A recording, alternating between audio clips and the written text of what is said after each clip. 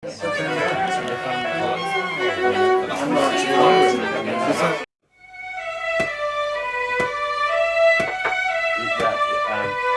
can be a bit lower in here, possibly.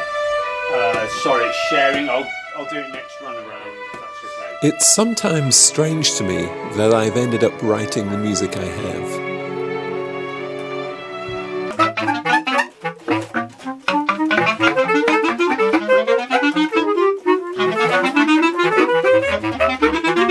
I started out as a self-taught rock and roll guitarist. Sometimes I feel like nothing has really changed since those days, and then sometimes I think, okay, maybe that's not completely true. But back when I was a teenager, I had an experience which I've basically spent 40 or so years trying to recreate. I climbed up here with a group of friends. This is Cleve Hill in Gloucestershire. It was before dawn, with the first light creeping in at the horizon. Later on, I was walking back alone, and I became acutely aware of the birdsong. I was struck not only by its extraordinary beauty, but by the fact that each bird had its own individual song, which formed a part of the whole chorus. And as I walked, so one song became louder, another became quieter. It was a music that was very different to the rock music I listened to, which typically had a single melody line, an accompaniment, and a defined rhythm. This music entirely surrounded me, and I could choose my own path through it, and every part was beautiful and unique. I was strongly drawn to the idea of making music that was in some way more like the birds at dawn, music that surrounded you and that you could choose to walk through. This led me to make sketches like this. I would sit in the woods and write these scores, trying to imagine the sounds in my head. Instead of having the instruments as you'd normally have them at the vertical axis, I had distance. This one covers about 200 feet. And instead of using metered bars, I simply put time along the horizontal. I would then draw a wiggly line diagonally across the score, and this represented the path of someone walking through the space over time.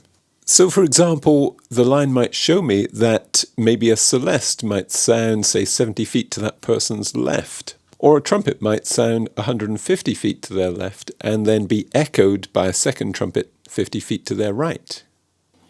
Of course, each person's journey would be different, but this just helped me to think about what the experience of the piece might be.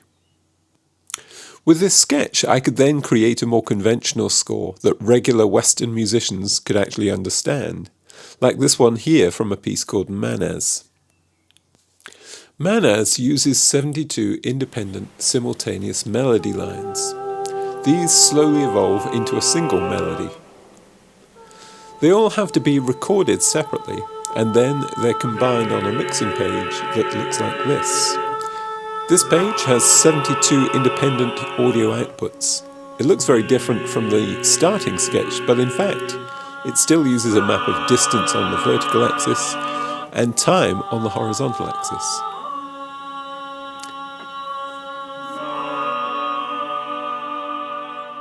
Manas has been written and recorded for Descanso Gardens in Los Angeles. I took this footage there in 2018.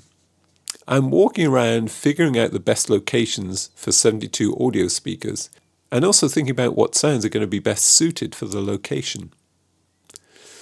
After a few days on site, I scribbled this map, which, with help from people who are better at making maps than me, becomes these maps.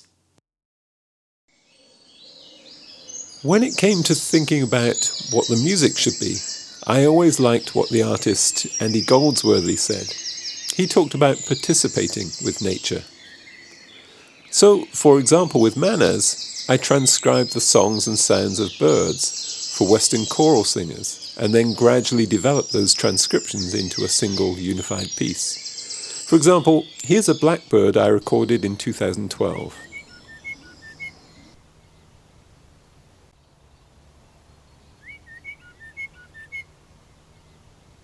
I used this fragment of birdsong as a motif. You can see it here at the beginning of the score, And later on you can see how that motif is sung back and forth between the 72 voices. Those 72 voices will be spread out over 72 speakers, distributed according to the map.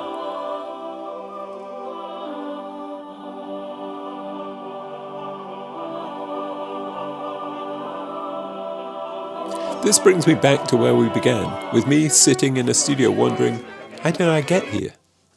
The answer is that I got here over a 40-year journey that happily continues to this day. This is a very unconventional way of making music, but I've found it a very enjoyable one. For me, these works celebrate nature and help us to understand ourselves as a part of it, not just as separate observers. I like that you don't need to put on a headset or download an app. To experience these pieces, all you need to do is go for a walk in the woods.